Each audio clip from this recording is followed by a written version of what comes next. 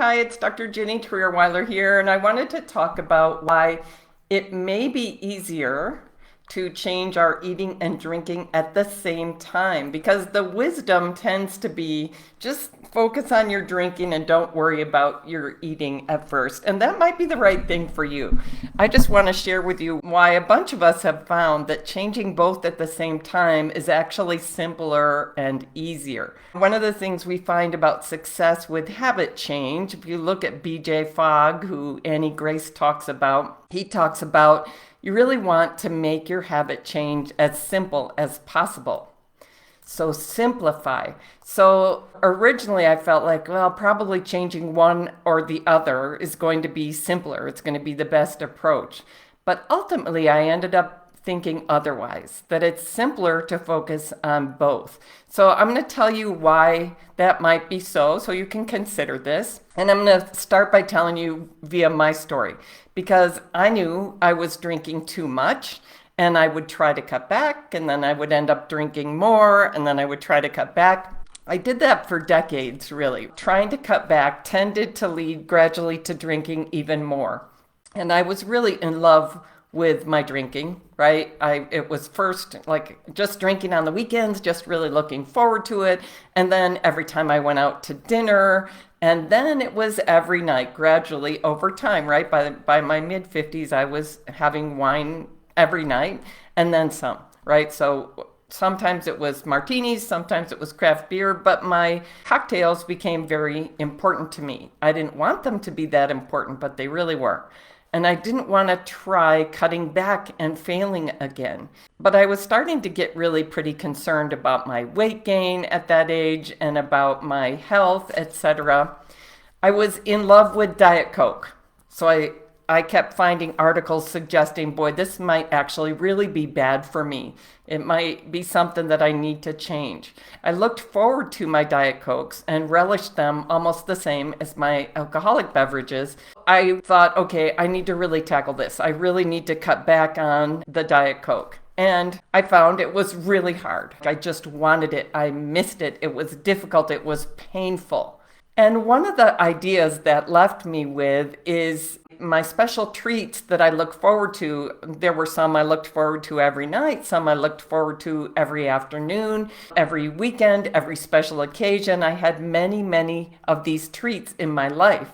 And the idea that I really probably need to cut back on most of those, and I'm not very good at cutting back, it just works for a little while and then I want more. Like trying to cut back on all those things would be like death by 1,000 cuts. It would just be pain after pain, loss after loss, and that sounds pretty impossible. So I cut the Diet Coke out of my life, and like I'm never going back because it was so hard to quit, and I felt like I won that one. But I have all these treats that I just am really scared to let go of, right? It seemed like the best thing would be moderation. That's what I was always taught. Just try not to have too much. But trying not to have too much always led to this like intense attachment. And is today a day I can have some? And my weight kept climbing and my sleep and energy were getting worse, especially after menopause. I also developed prediabetes. I had pain and inflammation throughout my system that got worse and worse and worse. So I was taking more and more medications for that concerned me. And really the inflammation in my feet was so bad I couldn't even go for a 10-minute walk anymore. Makes me want to cry thinking about it. And I had this wake-up call moment when I started working in nursing homes as a psychologist while I was building my own business. And I was shocked to find out a lot of those people weren't much older than me. They were in their 60s and 70s. And they were in there for conditions that related to eating and drinking more than anything else, like diabetes and high blood pressure, heart disease, stroke, and dementia and cancer. And I felt like, I think of myself as young and healthy. I think of myself as eating healthy, etc.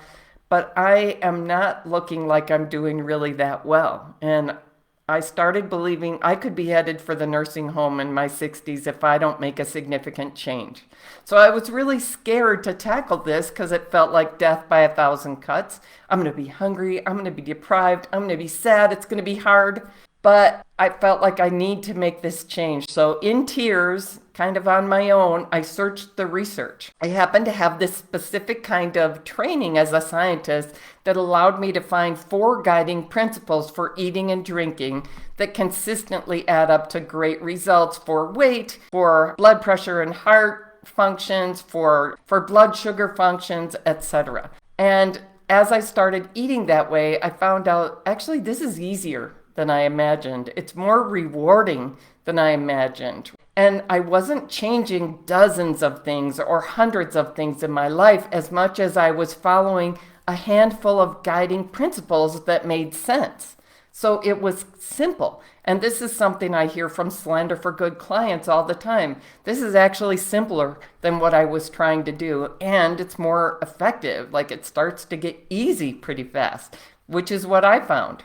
So these principles all center around a fundamental principle that incorporates drinking, I believe, and it makes sense. It's completely different from what I learned in my culture, which was eat whatever you want, but just don't eat too much of the treats. Instead of try to eat less or try to moderate those things, the fundamental principles were adding up to this big picture of we need to eat an abundance of highly nutritious foods. And I don't know if you know this, the research shows that at this point, 73% of the food and drinks in our environment are these highly processed, non-nutritious food-like substances. So it's way less than half of what we're eating is actually real nutritious foods and drinks. So when I started looking at it that way, instead of eating 27% nutritious foods and drinks, I wanted to shift more towards 100%, right? It made sense. And it was energizing and motivating to me. It's something that I could work for, right? So I really wanted to eat not only an abundance of nutritious foods and drink an abundance of nutritious drinks, but I wanted to eat and drink only the nutritious foods and drinks, right? So that principle kind of kept me on a positive emotional track, especially as I started learning how very destructive the alcohol is to the body. It just didn't fit anymore. Like, I don't want to put it in my gut, even if I could stop at one, which I really couldn't. But even if I could get myself to stop at one, it's still destructive to my body. It still becomes the priority of my body to cope with that instead of doing all the things it should be doing to keep me healthy and alive. And that also turned out to apply to other processed foods and drinks. They don't belong in my body because all they do is cause my body problems and take my body off the job of keeping me healthy. Right? It made sense, but it was really different from what I learned. So research suggested that following these 4 fundamental principles would bring life-changing results. And that is just what happened. My mood transformed. My thinking transformed. The hot flashes went away. The pain and inflammation went away. So I was able to walk and hike again. The excess weight went away. I wasn't having to take pain medications anymore. All these things in my body reversed just by focusing on eating abundant, nutritious foods and only nutritious foods, which applies to what we're ingesting as far as drinks too. And this has been happening for hundreds of Slender for Good community members, and we find we can thoroughly enjoy eating the nutritious foods, drinking things that are nutritious for us. And it's actually simple and easy to do this. So it's not death by 1,000 cuts. It's like giving my body what it actually needs and feeling really good about it. So here's an understanding that I came to that has helped a lot of us. See if it would help you. Everything I eat or drink either helps my body or harms my body. Everything I eat or drink either helps my body or harms my body. This was really helpful to me because it's very contrary to the messages we're getting from our food environment, which has been persuading us that there's all these healthy alternatives to the treats that we want to have. I don't know if I think it's true anymore. It's very much in service of the profits of the food and beverage industry to tell us Here, red wine is a healthier alternative as opposed to beer, right? Or the sweet potato chips are a healthier alternative to the regular potato chips. So it's so different from the messages that I got growing up in this culture that supported eating and drinking certain things that aren't good for me, but treating them as special, treating them as treats. Like we even think about having to earn them, like I'll eat my vegetables so I can have my dessert, or I'll exercise extra so I can have the wine. So, all these ideas, I think, that we swim in that are a part of our culture have not been serving us. Like, just, eat the things that aren't good for you, drink the things that aren't good for you, but in moderation. Just don't overdo them. I just started feeling like this whole approach of this is kind of bad for you, but not that bad for you, just don't have too much. Like, buying into that wasn't serving me, it wasn't working for me well at all. My weight was way too high. I was 60 pounds overweight. My health was in decline. My relationship with food and drink felt disordered. Like I would get overexcited and overattached and stressed about, is this a day I can drink? Is this a day I can eat these things? How am I going to make up for it? How am I going to moderate this when once I get started, I don't want to stop, right? All those treats, alcohol, sweets, chips, etc., they tended to escalate for me. I couldn't moderate them very well.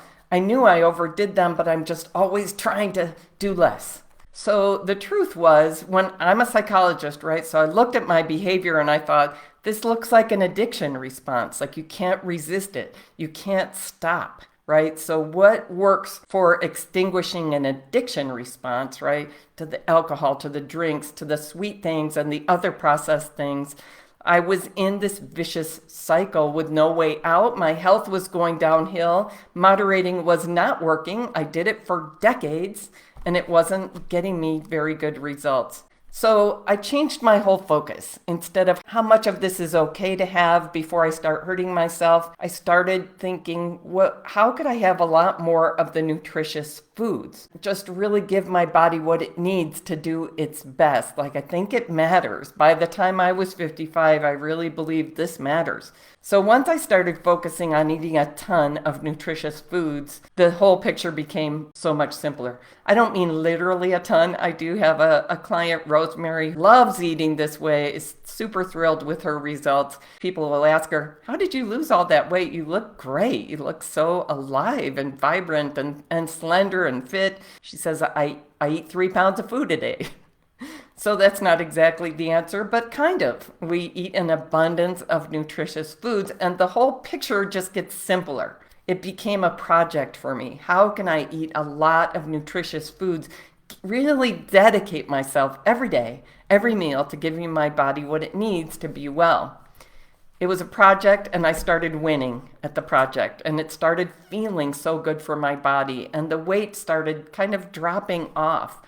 And it started pushing out the things that used to be overly exciting and overly stressful, what I call chip niffles, cravingful, highly processed, non-nutritious food-like substances. By the way, when you look at the research, these processed foods are causing tremendous ill health. They're causing the weight gain. They're causing tremendous problems for most of our society now. So 80% of us now are overweight or obese, and that number keeps growing.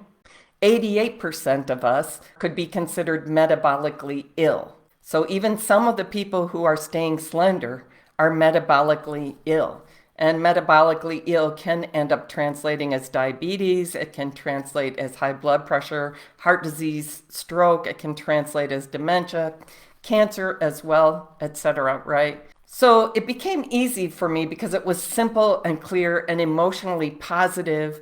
I wasn't tackling hundreds of things or dozens of things at once. I was taking this one fundamental principle and really trying to make it work in my life. I was taking a whole different approach to what I put in my body. So can you see how changing your eating and drinking at the same time could fall under one picture that makes sense instead of being like just another thing to have to change? It really can become an empowering and energizing focus. It made sense to me and it made me feel smart and wise.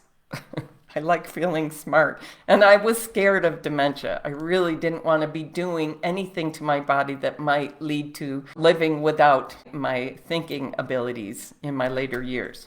My body, when I started changing my eating this way, really quickly let me know what a difference it was making. I started getting so much more energy from the nutritious foods. And I've helped hundreds of women and some men now make these kinds of changes in their eating and drinking. So I want to let you know some of the benefits that become really apparent in so many aspects of our lives. So first of all, our mood. It's really been remarkable to me as a psychologist how much people report that their mood has changed. So a lot of people have experienced reductions in anxiety and depressive symptoms. I was just talking about Rosemary, and I would never have known this knowing her in the program, but she says, I really was a very anxious person. And now I'm just so much calmer. How I handle my son, how I handle things at work is just calmer and easier. I think about Colleen, who went through the program years ago and is thrilled with the weight loss that she's gotten, but also she had all these anxiety and depression symptoms that she was managing that really she doesn't have to manage anymore since she embraced this healthy eating approach. So we just find so much more calm and peace in our days. Part of this may be because we escaped addiction. And life is just freer without addiction to any kind of substances. It feels really good. It's a freedom, right? Part of it may be because we used to have this internal conflict of, I want that. No, I don't want that. I'm trying to say no to that, but I want that. That internal conflict pretty much goes away once you get this clarity about how to eat and drink.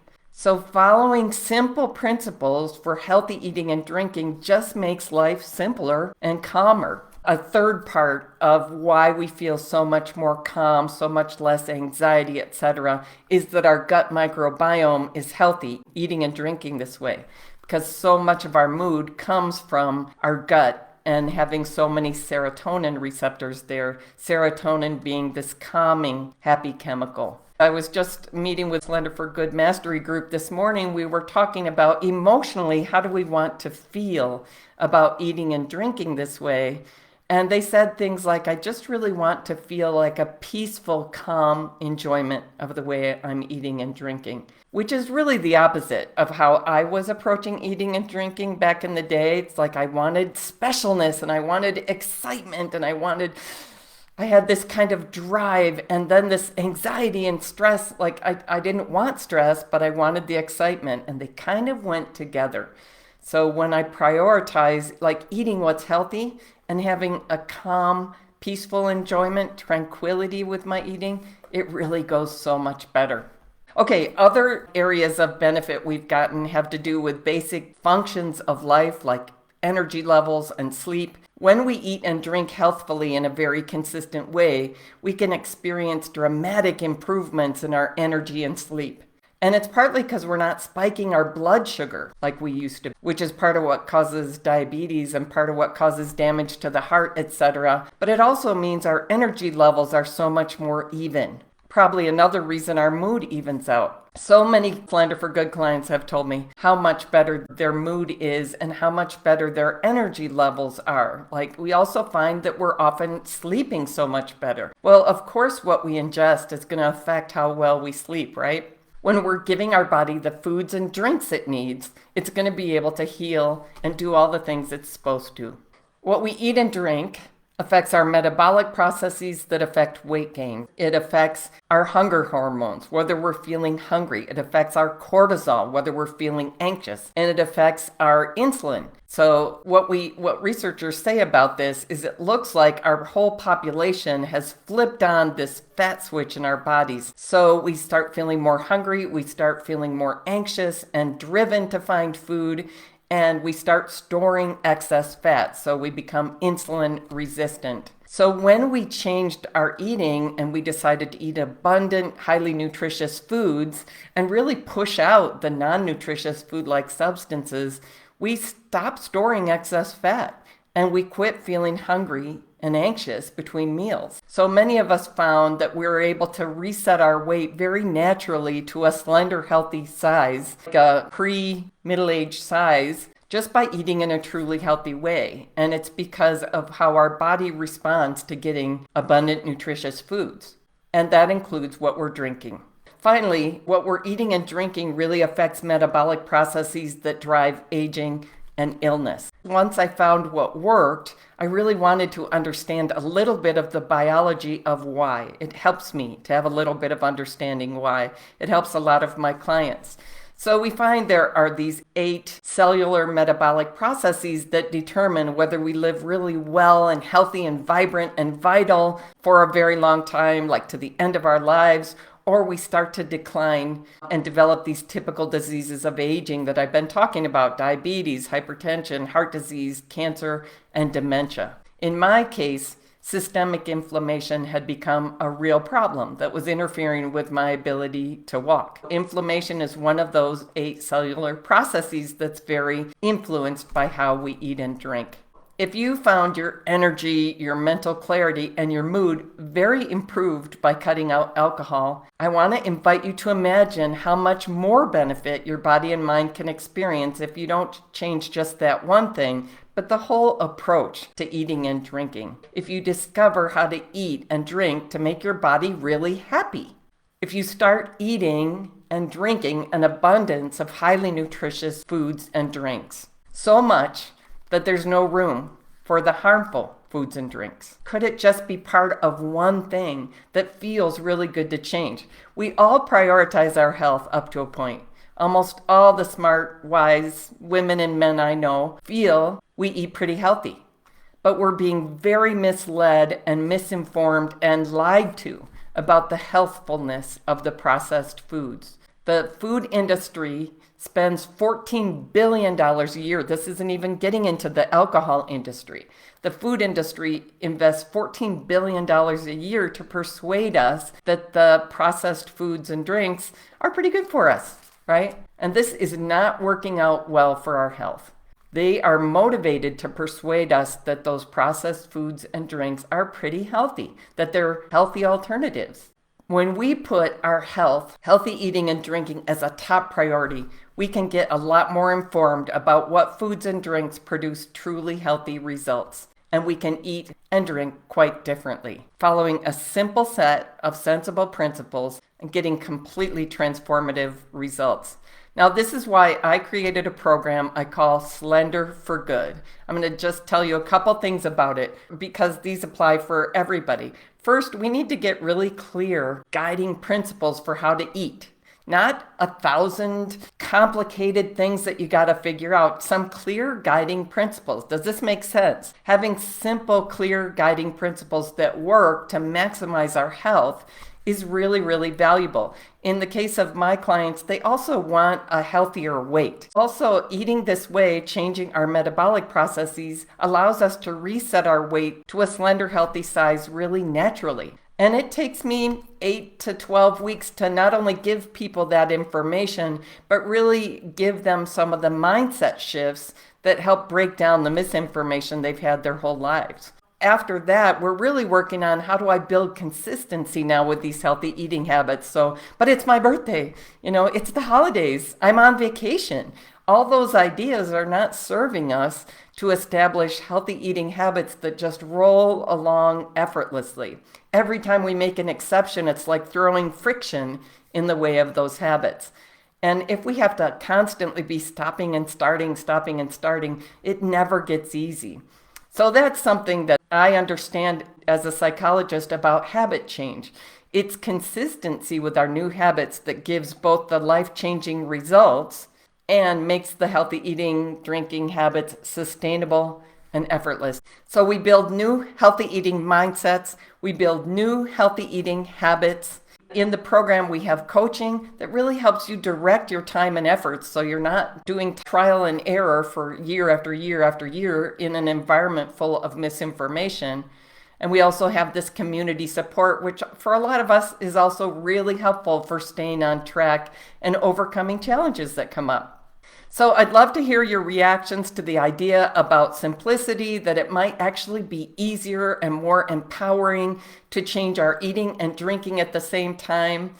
If you're feeling like I'd really like some coaching and community support to maximize my efforts at healthy eating and drinking, reach out to me. My email is drginnyt@gmail.com. And next week, I'm offering an event to support you eating and drinking healthy through the holidays, so this doesn't become a throwaway time period. I called the event Happy Holidays with Zero Weight Gain. And you could sign up for that at slenderforgood.com/Happy Holidays 2024. I hope this was helpful. I'd really love to hear your feedback about it. Send me a message or put comments below here. I hope it helped. I hope you have really, really gorgeous holidays focused on the people and the spirit. And the food doesn't have to be so exciting. It can be there. You can enjoy it. It can be a more tranquil, more engaged kind of holiday than you've ever had before that way. All right, take care.